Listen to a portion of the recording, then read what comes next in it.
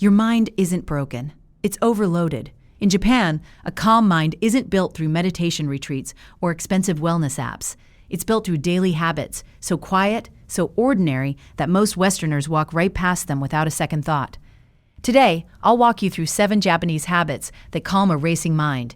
Habits that millions of people in Japan practice without even calling them habits. Things you might be doing the opposite of right now in your morning routine, your evenings, even the way you breathe through your lunch break. Stay with me through number 7 because I'll show you exactly how to plug these into your real life starting tonight. Trust me on this one. Number 4 is something 90% of you have never once been told to try. And number 6 is a practice that catches most people completely off guard. Now let's dive in. We'll begin by exploring the habits that appear insignificant at first glance, the ones that seem too simple to matter. These are the quiet ones, the ones Japan has been using for centuries, while the rest of the world kept searching for something bigger, something louder. These are the energy habits. You don't notice their absence, but you feel the cost every single day. What makes these habits particularly powerful is their cumulative effect. None of them require dramatic lifestyle shifts or major sacrifice. Instead, they work through consistency, through small repetitions that compound over weeks and months. The Japanese have built an entire cultural framework around this understanding. They know that sustainable change doesn't come from intensity. It comes from gentle, persistent practice that eventually becomes automatic. Your nervous system doesn't need shock treatment. It needs permission to reset, and these habits provide exactly that. Habit number 1. The deliberate morning pause. In Japan, this has no single name, but the practice is everywhere. Before the first phone check, before the first email, before the noise of the day rushes in, there is a pause. Sometimes it's 30 seconds, sometimes 5 minutes. It doesn't matter. What matters is this. You sit, you breathe, you let your mind arrive in the day before the day arrives in your mind. Slow down here. Let this land. Here's what most Americans do instead. The alarm goes off, and within 60 seconds, you're already absorbing the world's problems. News, notifications, someone else's urgency pouring into your nervous system before you've even stood up. Here's how Japan sees that. You're handing your mind over before you've even claimed it for yourself. The psychological cost is real.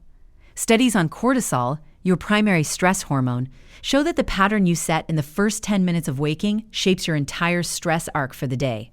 Japan didn't need the study. They knew it intuitively. The shift. Don't reach for the phone first. Reach for stillness first. Even 30 seconds. Your mind is a room. Don't let the world barge in before you've opened the door yourself. That's habit 1. Habit number 2 is something the Japanese call ma, and it's one of the most misunderstood ideas in all of Japanese culture. Ma means intentional empty space, not wasted time, not laziness, deliberate, valued nothingness. In architecture, ma is the pause between walls. In music, it's the silence between notes. In daily life, it's the gap between one task and the next that you actually protect and refuse to fill. Be honest. When was the last time you sat in genuine silence between 2 tasks and didn't immediately reach for your phone? Americans are terrified of empty moments. We fill every gap. Waiting in line? Phone. Eating lunch? Podcast. Driving? Playlist. Every pause becomes a container for more input, more noise, more stimulation. Here's what that really is. It's a nervous system that never gets to exhale. In Japan, ma is a cultural value. Empty space isn't something to fix. It's something to protect. The gap between finishing lunch and going back to work isn't dead time. It's breathing room for the mind. It's where your thoughts finally settle instead of just piling on top of each other. The shift. Build one genuine ma into your day. A 10-minute gap where you do nothing and input nothing. No content, no scroll, no audio, just the ambient world around you. Your mind will resist at first. That resistance is exactly why it needs it. That's habit 2. Habit number 3 lives in the Japanese kitchen, and it's something you can feel the moment you walk into a traditional Japanese home. It's called Ichiju Sansai, 1 soup, 3 sides. This is the foundational structure of a Japanese meal. A simple broth, 3 small accompanying dishes, usually vegetables, protein, and a fermented element like pickles or miso. That's it. Clean, structured, complete. Now think about the average American dinner spread. Piled plates, multiple heavy proteins, sauce on top of sauce, flavors fighting each other for dominance. Even the act of eating becomes overstimulating. Here's the psychology behind Ichiju Sansai that most people miss. It isn't just a diet, it's a practice in restraint and clarity. When your plate is structured and simple, your mind mirrors that structure. Eating becomes an act of presence rather than an exercise in abundance. There's even research supporting what Japan has long practiced. Decision fatigue, the mental exhaustion of too many choices, applies directly to food. A cluttered, complex meal forces dozens of micro-decisions. A structured, simple one frees the mind to just be present with the act of eating. The shift. You don't have to eat Japanese food, but try structuring one meal per day around simplicity. One main, two small sides, nothing more. Eat it without a screen in front of you. Feel what happens to the pace of your thoughts during that meal. That's habit 3. Now we go deeper. Because habit 4 is where things get psychologically serious. This is the one I promised you, the one that 90% of you have never once been told to try. Habit number 4, the body scan walk. In Japan, the practice of shinrin-yoku, forest bathing, is medically recognized. Hospitals recommend it. Companies fund it. It isn't hiking. It isn't exercise. It isn't even walking for the sake of walking. It's this. You walk slowly through natural space and you consciously move your attention through your body, from your feet on the ground to your hands in the air, to the sounds arriving at your ears, all while slowing your pace to something almost uncomfortably deliberate. Here's what most people miss about this practice. It isn't about nature specifically. It's about embodied attention. The reason a racing mind spirals is that it has lost contact with the body. It's living entirely in the abstract, in the future, in the narrative, in the worry. The body scan walk pulls attention back down from the ceiling of the mind and roots it in physical sensation. You feel your heels strike the ground. You notice the temperature of the air on your forearm. You register the sound of a bird before you think about what kind of bird it is. That sequence, sensation before interpretation, is the opposite of how an anxious mind operates. An anxious mind interprets before it even feels. It's 3 steps ahead of your actual experience at all times. Shinrin-yoku reverses that. And Japan didn't stumble onto this accidentally. It emerged from a culture that has always understood the body and the mind as one continuous system, not 2 separate things managed by separate strategies. The shift. Take one 15-minute walk this week where you're not listening to anything. Move slowly. Track what your body is actually feeling in real time. Don't narrate it. Just feel it. That's the whole practice. That's habit 4. Habit number 5 is about your evenings. And it's something most Americans do the complete opposite of, every single night, without realizing the cost. Habit number 5, the transition ritual.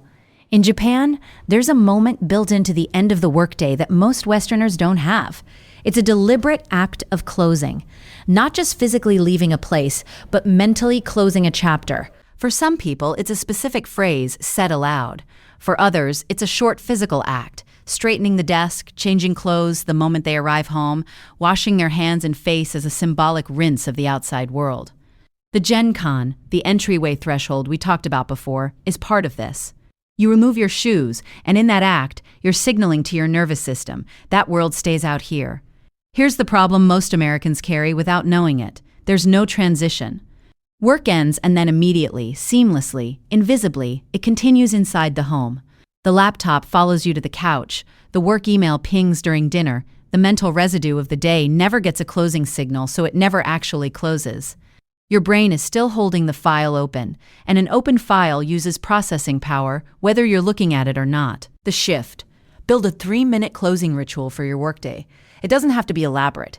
Change your clothes, wash your face, step outside briefly, say something to yourself that marks the end. The specific act matters less than the consistency. Your brain will learn to use that signal as a release valve. After 2 weeks of doing it, you'll feel the difference the one day you skip it. That's habit 5. Habit number 6, and this one catches most people off guard. Habit number 6, visible empty space. In Japanese interior design, there's a concept sometimes called ma again, but applied to physical space. The idea that an empty corner, an unoccupied surface, a stretch of bare wall, isn't something to fix with furniture or decoration. It's a feature. It's valued. It's protected. Walk into a traditional Japanese room, and you'll notice what isn't there. No pile of mail on the counter. No collection of objects on the windowsill. No cabinet stuffed to the edge of its doors. The emptiness is deliberate. Here's why that matters for a racing mind. Visual clutter is neurological noise. Every object in your field of vision is a data point your brain processes, even when you're not consciously registering it. Scientists studying sensory load have found that cluttered environments elevate cortisol and reduce the brain's ability to focus. Japan arrived at this conclusion through philosophy, through wabi-sabi, through centuries of aesthetic practice, long before the neuroscience confirmed it. When you protect visible empty space in your home, you're lowering the ambient noise your brain has to filter. You're giving it less to process. And a brain that isn't constantly processing environmental noise has more capacity for genuine stillness. The shift. Pick one surface in your home: a counter, a table, a shelf. Clear it completely.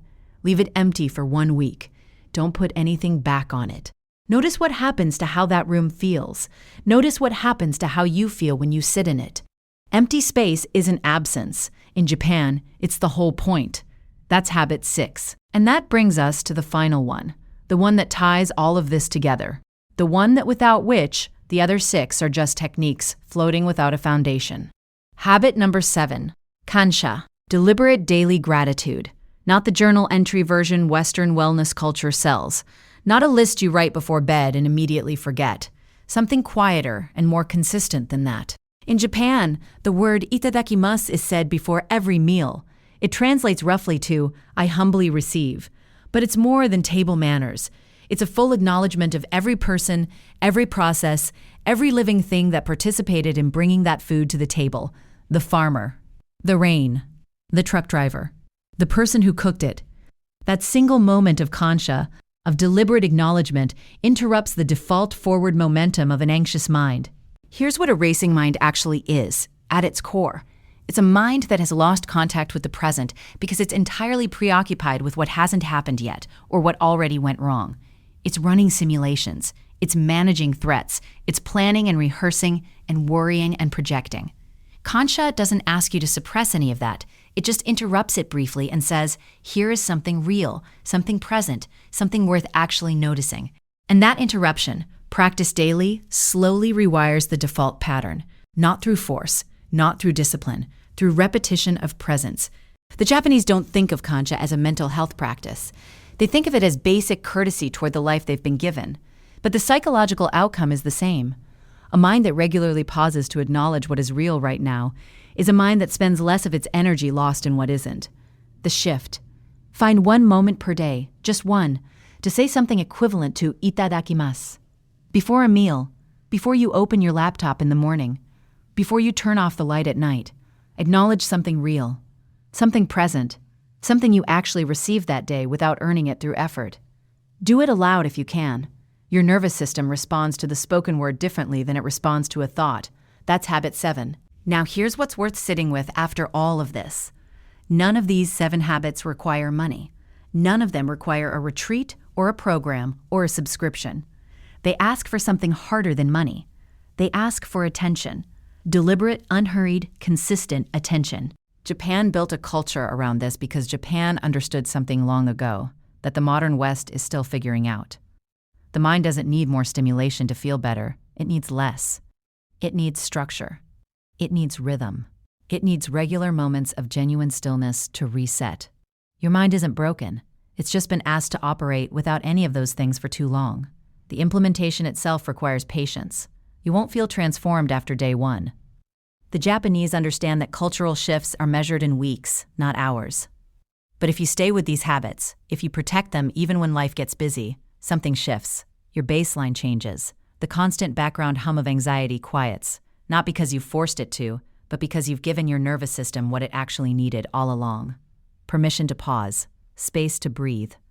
Moments of genuine presence woven throughout your days. Start with 1 habit. Just one. Run it for 2 weeks before you add another. That's the Japanese way of doing it anyway. Small, steady, and built to last.